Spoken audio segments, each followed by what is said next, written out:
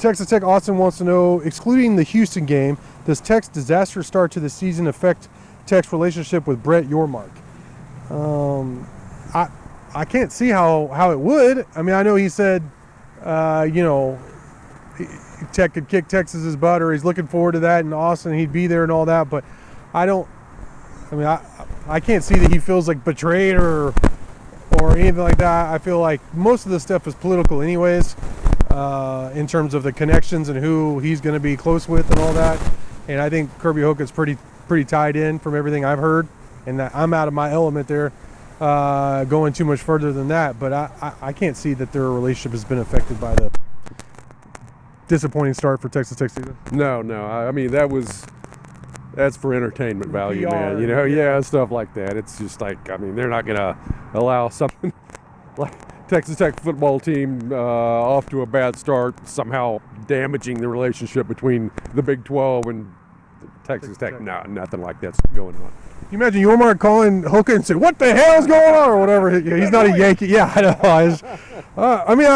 I get your question. Don't get me wrong. I'm not trying to just hate on your question, but to answer your question, no. Raider Power 81 says Tech seems to be stacking up a lot of injuries at the linebacker and DB positions. What's the injury report look like for Baylor? Well, I'm simply just going to refer you to the actual injury report story on there, updates from Joey McGuire. It doesn't have, and I wouldn't do that even when I find out about injuries throughout the week.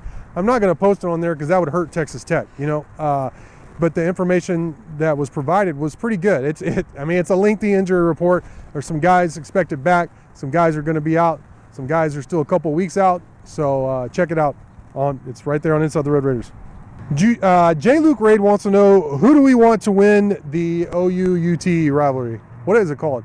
Used to be the Red River rivalry, but I don't know what it's like. Red Raider shootout or something. I don't know. Not Red River shootout or something like that. Yeah, it used to be called the Red River shootout, and of course it was changed to the Red River rivalry, which it's always going to be the shootout for me, man. To hell with this rivalry stuff. It's a shootout. Who you hoping? I'm hoping for a sinkhole. Yeah. Giant sinkhole at the Cotton Bowl there. Well, it could happen maybe. You never know. A lot of strange things going on in the world these days. But, I'm going for Oklahoma, man. I've got a thing about Texas in case University of Texas, not the state, in case I haven't made clear over the years. I don't like them too much. And so going for Oklahoma there, not because I love them or anything, just because I sincerely detest Texas. A little bit more practically, I think Texas, even once they're in the SEC, will present more of a recruiting threat to Texas Tech than Oklahoma. Maybe not by a wide margin, but a little bit more.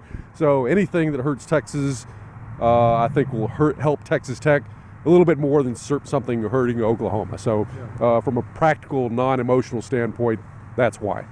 Yeah, I think I can't say I could root for either one of these teams, to be honest, but if I have to choose one, I'm going to choose Texas. I know you're going to don't hit me or anything, because I'm Texan, born and I've lived my entire life in Texas. So if I have to choose between a school from Texas and a school from Oklahoma, and I don't really like either one of them, I'm going to choose the one from Texas.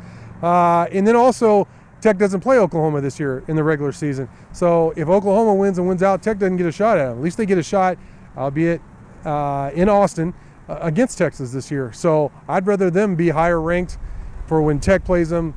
It means more if they're able to upset them. That's the only two kinds of logic I can apply to who I'd root for in these games. I'm still going for the sinkhole though. Mm-hmm. All right, Jay Mizo wants to know, why have so many of the talented defensive portal guys seemed to struggle this year? Owens, Lux, and Linton. I don't think Tyler Owens is kind of he's a lot like what's his name, Reggie Pearson, in that like he'll make some good plays. Like he had a ton of tackles last week, but he also misses in some coverage, some where he's out of place. He goes to lower the boom sometimes, a lot like Reggie Pearson, and will miss tackles. So I don't think it's been. I wouldn't say he's been a disaster. I'd say, or even a disappointment. He's just hit or miss. Lux has actually done a lot of things for you too. He's played safety, he's played corner. He has gotten burnt some, but they ask their corners to play some man-in-your-face coverage a lot without safety help in many situations. And you're going to get burnt sometimes, even the best corners. So I think Lux has actually been pretty good. Now, Linton, he's been bad. He's been a huge disappointment. But, and I'll let you really talk about it, I mean, he definitely played his best half of football in the second half last week. Yeah, I mean, maybe you hope that he's coming around. I believe in the same thread, Blake 65, I believe is the poster, mentioned something about Tyree Wilson taking a year before he really started to develop. Yeah. Now he had that huge splash against Texas when he first played. First game, yeah. Right, and you could see something right there. But then, he sort of went back into the woodwork a little bit, and then, of course, we know what happened. Yeah. Is it possible that Linton could just be one of those guys that's going to take some time to develop and to really mash and become acclimated to the schemes and so forth and so on? Maybe. We will see. I hope so. Or it could be that it's just a miss. Sometimes you think a guy's evaluation of talent is not a science. There's a lot of opinion, that goes into it, and you can't nail it down perfectly, and you're gonna make some mistakes from time to time. Could be that Linton is a mistake, but you got to give him a little bit more time, I think. Yeah, it makes sense. Hick Saddle Tramp wants to know what our thoughts or reason on why Coach McGuire's team struggles so badly on the road, or at least Tech has in a season and a half. Says, do we think when we finally get all his players throughout the program that this will stop the issue? Hopefully it happens much sooner. Well, let's see. My best theory, actually, I'm writing a story. I wrote a story. It's posted about what McGuire said, asking him if he's changed his approach. I think keeping the routine the same home and away makes a lot of sense to me. I think, in that regard, that's about all you can do. Now, I think my personal theory is that Tech's talent is about even with, we just did those Big 12 or you did those power rankings where Tech's kind of just in the middle with everybody. I think that's what their talent is in the Big 12, to be honest. It's in some places it's better than whoever the opponent is on a certain week. In some places it changes. So at home with the home crowd, less penalties. I mean, I haven't really looked it up, but I'm willing to bet significantly less penalties at home this season as on the road. So that plays a role. And then when they get on the road, that little margin for error gets much smaller, and they haven't been able to overcome it like with their talent. They're not such a great team that they can overcome, which you also mentioned West Virginia and Wyoming may not be as bad as we thought. The losses, the combined records of the teams Tech has lost to is pretty dang good. I mean, they're all either in the top 25 or right there on the cusp. West Virginia and Wyoming are close to getting in the top 25, in my opinion. Yeah, I think that's exactly right. I mean, as Texas Tech's talent improves, presumably, this may all equal out. Also you got to look at the fact that you're still looking at a relatively small sample size. Yes. Again, not even quite a 1.5 full season. So I would not be the least bit surprised if maybe, over the remainder of this season and then next season, you start seeing them winning some road games, and this kind of equals out, and then you say, oh, well, that was just kind of a blip, right? Because, I don't think there's too many huge secrets among the coaching fraternity about what you do on the road. Right. I think they all kind of have a similar formula, a little tweak here and there, but they're all playing by the same book for the most part. So I don't think it's a case of Joey McGuire just doing something dumb with his approach to the road. And, if you flip the switch and stop doing this and do that instead, then boom, they're just going to start winning everything. There's other stuff going on to it. And like you said, I think for the most part, it probably has to do with Tech just not having a lot of margin for error when they go on the road. Yep, I agree. And Tech's 1-6 under McGuire on the road. So we have to acknowledge it, and we're going to. But I suspect, I begrudgingly acknowledge it, because I think it would be disingenuous not to acknowledge it. But on the other hand, I don't think it's like McGuire's bad on the road. I think that's probably a false narrative. Right now, this team has struggled on the road. Let's see what they do against Baylor, and then we'll go from there.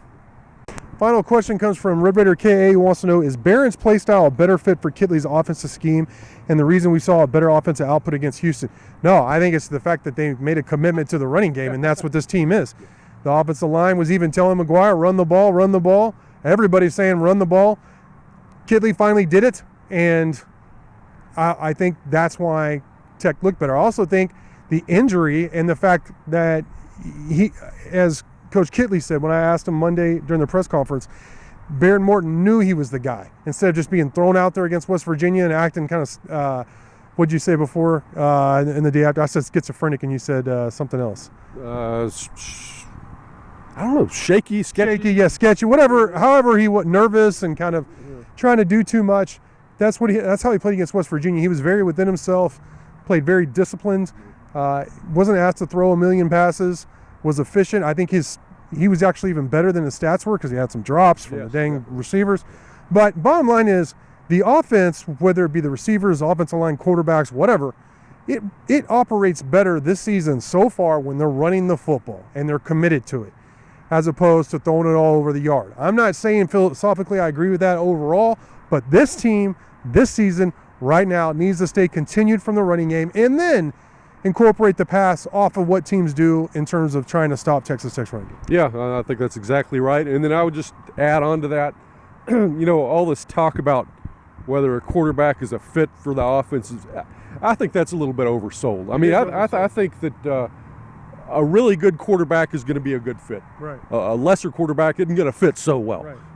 And so obviously there's an exception at the extremes. Like if you're running the wishbone, you don't want to Taylor Potts back there or anything like that. And if you've got a drop back pro style attack, you don't want Jamel Holloway back there running nice it. references. They're going way on back there to Oklahoma. Your team.